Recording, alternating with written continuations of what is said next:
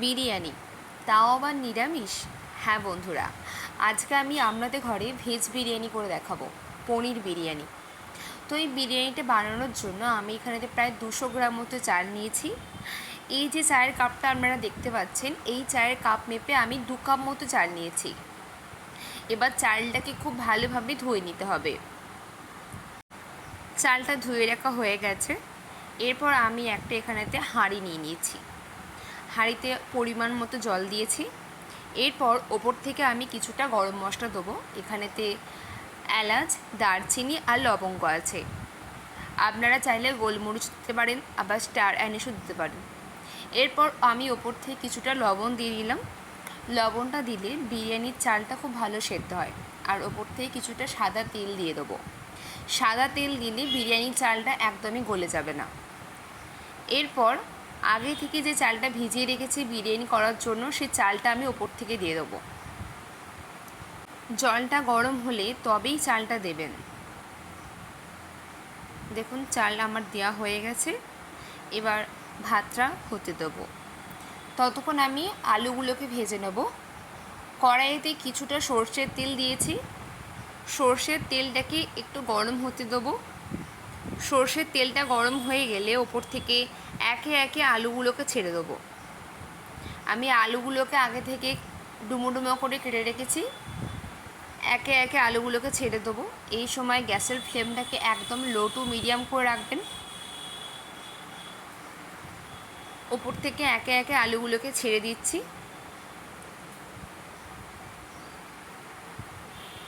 সমস্ত কিছু উপকরণ যদি ঠিকঠাক দিয়ে বিরিয়ানি তৈরি করা হয়, তাহলে একদম দোকানের মতো পারফেক্ট বিরিয়ানি হবে। এরপর ওপর থেকে কিছুটা লবণ দিয়ে দিলাম, আর দেবো ওপর থেকে কিছুটা হলুদ গুঁড়ো। বিরিয়ানির আলুগুলোকে একটু গোল্ডেন করে ভাজতে হবে। ওপর থেকে নুন আর হলুদটা দেওয়া হয়ে গেলে খুব ভালোভাবে নেড়ে নিয়েছি। দেখুন আলুগুলো একদম ভাজা হয়ে গেছে। এবার একে একে আলুগুলোকে তুলে নেব।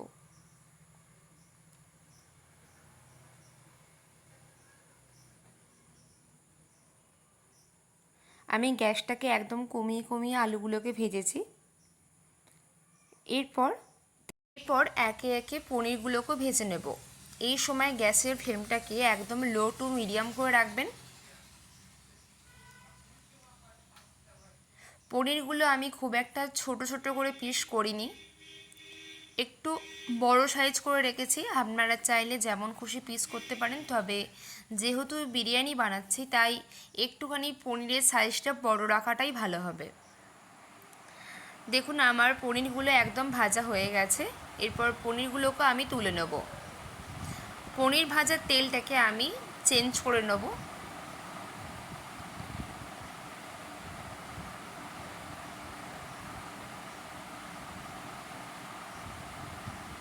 কড়াইতে আমি কিছুটা সাদা তেল দিয়ে দিয়েছি। এরপর আমি ওপর থেকে কিছুটা গরম মশলা দিয়ে দিলাম। আমি এখানেতে দারচিনি, এলাচ আর লবঙ্গ দিয়েছি। গরম মশলাটা ভাজা হয়ে গেলে আমি ওপর থেকে আদা, জিরে আর ধনে এই তিনটে খুব ভালোভাবে পেস্ট করে রেখেছিলাম, সেই বাটা মশলাটাকে আমি ওপর থেকে দিয়ে দিলাম। আমি এখানেতে মোট 2 চামচ ধনে, 2 চামচ জিরে আর 1 ইঞ্চি মতো আদা ব্যবহার করেছি।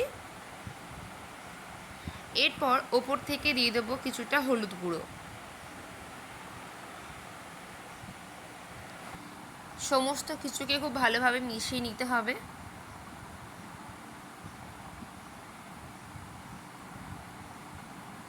যেহেতু আমি এটা ভেজ বিরিয়ানি বানাচ্ছি, তাই আমি ওপর থেকে কিছুটা পরিমাণে হিং দিয়েছি। এরপর আমি ওপর থেকে কিছুটা টমেটো সস দিয়ে দেবো।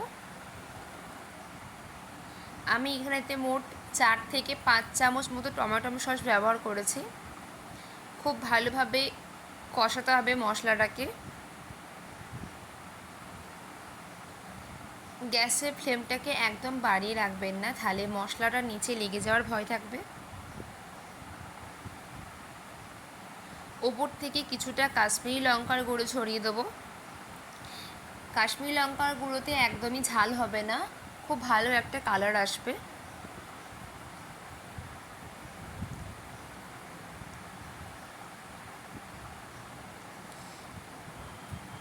ওপর থেকে কিছুটা লবণ দিয়ে দেবো। এটা আপনারা আপনাদের স্বাদ অনুযায়ী দেবেন। এরপর ওপর থেকে কিছুটা দেবো লঙ্কার গুঁড়ো। এটা একদমই কেনা লঙ্কার গুঁড়ো না, এটা ঘরে বানানো লঙ্কার গুঁড়ো দিয়েছি আমি। এরপর মশলা থেকে তেল ছেড়ে এলে ওপর থেকে জল দিয়ে দেবো।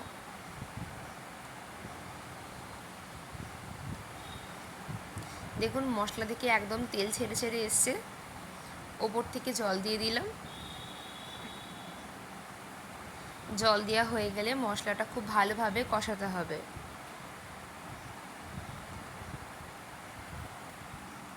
এরপর ওপর থেকে আমি কিছুটা টক দই দিয়ে দেবো।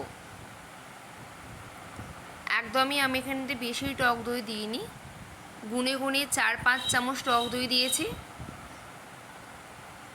এরপর খুব ভালো করে মশলাটা কষানো হয়ে গেলে আমি ওপর থেকে আলুগুলোকে দিয়ে দেবো। যে আলুগুলো আমি ভেজে রেখেছিলাম সেই আলুগুলোকে আমি ওপর থেকে দিয়ে দিলাম। আলুগুলোর গায়ে মশলাটা খুব ভালোভাবে লাগিয়ে নিতে হবে। মশলাটা খুব ভালো করে আলুর গায়েতে লেগে গেছে। ওপর থেকে ভেজে রাখা পনিরগুলোকে দিয়ে দেবো।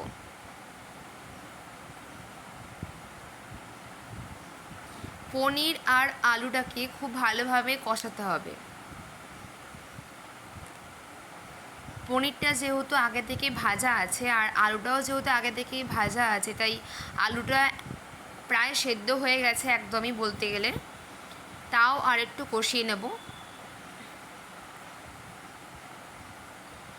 আমার আলু আর পনিরটা খুব ভালোভাবে কষানো হয়ে গেছে। গ্যাসের ফ্লেমটাকে একদম কমিয়ে দিয়েছি। এরপর একটা বাটিতে আমি আলু আর পনির আর গ্রেভিটাকে অল্প একটু তুলে রেখে দেবো বিরিয়ানিটা লেয়ার করার জন্য।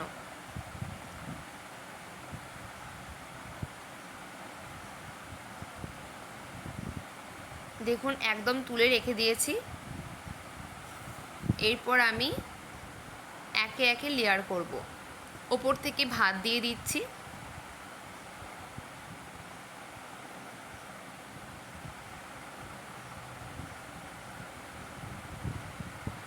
এরপর ওপর থেকে আলু আর কিছুটা পনির আর কিছুটা গ্রেভি দিয়ে দেবো।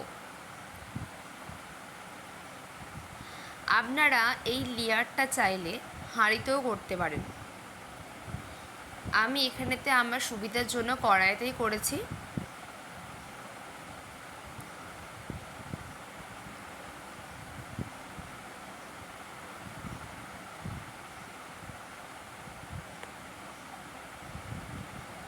এরপর ওপর থেকে কিছুটা গোলাপ জল দিয়ে দিলাম।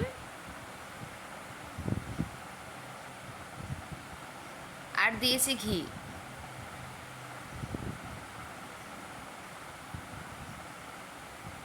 আর এখানেতে আমি কিছুটা দুধের মধ্যে অল্প একটুখানি কেশর ভিজিয়ে রেখেছিলাম, সেই কেশর ভেজানো দুধটাকে আমি ওপর থেকে কিছুটা অল্প দিয়ে দিলাম।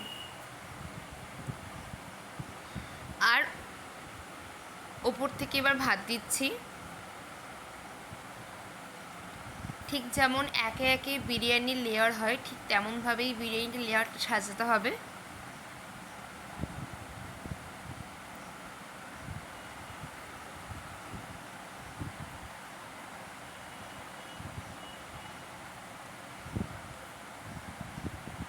ওপর থেকে আমি গোলাপ জল আর কেওড়া জল ছড়িয়ে দিচ্ছি। আমি এখানে একদমই বেশি গোলাপ জল আর কেওড়া জল ব্যবহার করিনি।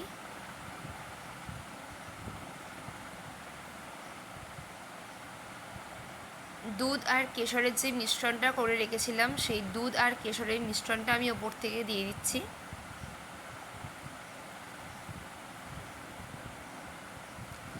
আর দিয়ে দিচ্ছি ওপর থেকে ঘি।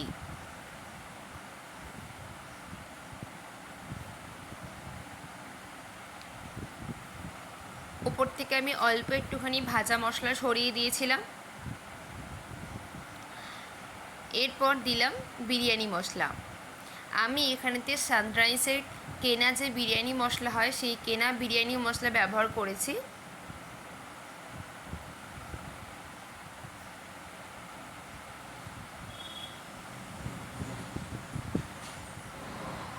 আমার বিরিয়ানির লেয়ার প্রায় তৈরি হয়ে গেছে। ওপর থেকে বাকি দুধ টুকুনিও দিয়ে দেবো।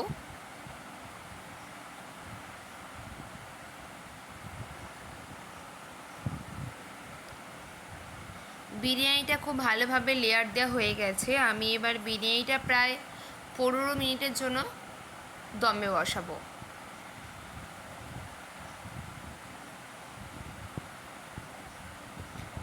15 মিনিট পর বিরিয়ানিটা খুলেছি। দেখুন আমার বিরিয়ানি একদম তৈরি হয়ে গেছে।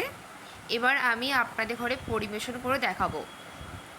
দেখুন বিরিয়ানিটা আমি একটুখানি কেটে দেখাচ্ছি আপনাদের ঘরে। কতটা ঝরঝরে হয়েছে দেখতে পাচ্ছেন।